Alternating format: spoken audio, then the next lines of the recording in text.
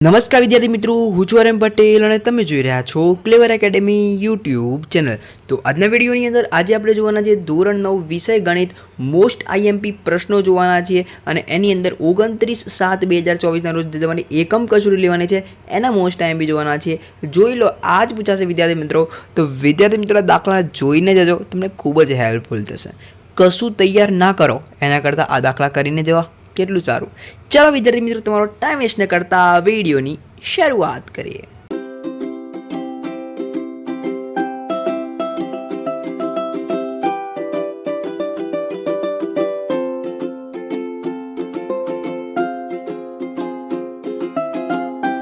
વિદ્યાર્થી મિત્રો, વિડીયોની શરૂઆત કરું એના પહેલાં હું તમને કહી દઉં કે આપણી ચેનલને સબસ્ક્રાઇબ કરી દેજો, કારણ કે આપણી ચેનલ તમારી માટે મોસ્ટ આઈએમપી પ્રશ્નો માટે જ પ્રખ્યાત છે।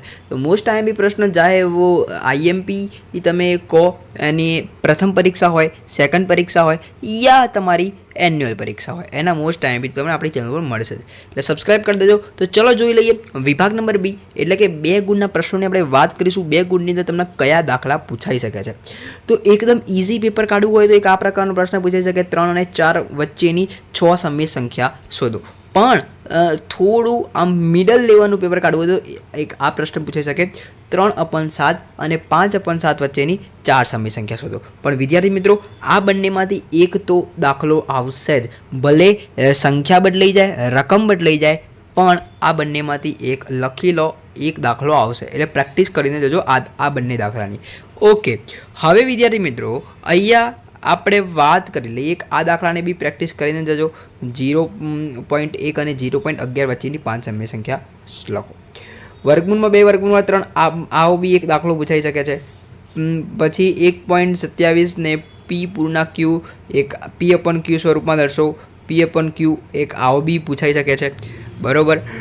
પછી સાદું રૂપ આપો, વર્ગમૂળમાં 45 - 3 વર્ગમૂળમાં 20 પ્લસ 4 વર્ગમૂળમાં 5 સાદું રૂપ। આની અંદર આ મોસ્ટ આઈએમપી થઈ જશે, આ બંને 9મો અને 10મો, 9મો અને 10મો જેની અંદર હું રેડ લાઇન કરું એ તમારા મોસ્ટ આઈએમપી થઈ જશે, બરોબર।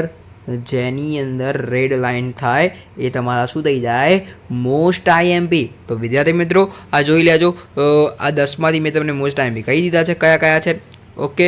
તો જોઈ લેજો, સ્ક્રીનશોટ લઈ લેજો, તૈયાર કરી લેજો। જેમને કંઈ જ ના આવડતું હોય ને એ વિદ્યાર્થીઓ આ બંને દાખલા અને આ બંને દાખલા કરીને જ જાય અને એક આ દાખલો બી કરીને જશે 8મા નંબરનો, બરાબર। એટલે કે 8મો, 9મો ને 10મો અને પહેલો ને બીજો, બરાબર છે। વાત કરીએ વિદ્યાર્થી મિત્રો સેક્શન નંબર સી પહેલા જ ચેપ્ટરમાંથી, તો એની અંદરથી વિદ્યાર્થી મિત્રો આપણે વાત કરી લઈએ। ત્રીજો, ચોથો ને 5મો રેડ લાઇન થઈ ગઈ છે, એનો મતલબ છે વેરી વેરી વેરી આઈએમપી પ્રશ્ન છે આ 3 ઓકે। તો વિદ્યાર્થી મિત્રો એવું નથી કે આ બંને છોડવાના, આ બંને જેમને પૂરા માર્ક્સ લાવવાના છે એમને આ બંને બી કરવાના છે, ઓકે। પણ જેમને ખાલી પાસ હોવું છે, ગણિત આવડતું નથી, એમના માટે 3, 4, 5 વેરી વેરી વેરી આઈએમપી થઈ જશે, ઓકે। સ્ક્રીનશોટ લેતા રહેજો। વાત કરીએ વિદ્યાર્થી મિત્રો વિભાગ નંબર ડીની, વિભાગ નંબર ડીની આપણે વાત કરી લઈએ તો વર્ગમાં 3.5 ને સંખ્યા રેખા પર દર્શાવો। તો અને તમારી માટે એક આ દાખલો વેરી મોસ્ટ આઈએમપી થઈ જશે, એ અને બીની કિંમત શોધો। પણ આ કદાચ ના પૂછવું હોય તો એ લોકો આ પ્રકારનો બી દાખલો મૂકી શકે છે, બરાબર છે। જો એ બરાબર 2 + વર્ગમૂળ 3 હોય તો એ 1/a ની કિંમત શોધો। આમાંથી વેરી આઈએમપીની વાત કરું તો આ તમારો વેરી આઈએમપી થઈ જશે, મોસ્ટ આઈએમપી, ઓકે। હવે મિત્રો આપણે વાત કરી લઈએ વિભાગ નંબર બી। ફરીથી કહેશો વિભાગ નંબર બી કેવી રીતે આવ્યો, તો આ ભાઈ આ ચેપ્ટર નંબર 2 છે, ઓકે। તો આની અંદરથી આ જે 7 જે છે એમાંથી એક તમારો આયર્યો આઈએમપી થશે, યોગ્ય નિત્ય સમવાળો બી આઈએમપી, અવયવવાળો બી મોસ્ટ આઈએમપી। આમાં લગભગ 7 વેરી આઈએમપી છે, બરાબર। બધા અલગ અલગ મેથડના છે, બરાબર। તમે આ 7 કરીને જજો, તમારી માટે ખૂબ જ હેલ્પફુલ થશે, ચાહે वो બોર્ડની પરીક્ષા હોય, પ્રથમ પરીક્ષા હોય યા તમારી સેકન્ડ પરીક્ષા હોય, ઓકે। મોસ્ટ આઈએમપી થશે, પણ તમારી બોર્ડની પરીક્ષા નહીં આવે, એન્યુઅલ વાર્ષિક પરીક્ષા આવશે, સોરી ભૂલ થઈ ગઈ ભૈયા, ભૂલ થઈ ગઈ, માફ કરી દેજો, ઓકે। તો અહીંયા 7 જે પ્રશ્નો છે એ તમને ખૂબ જ હેલ્પફુલ થશે, બરાબર, ઓકે। હવે વિદ્યાર્થી મિત્રો વાત કરીશું 8મો, 9મો અને 10મો।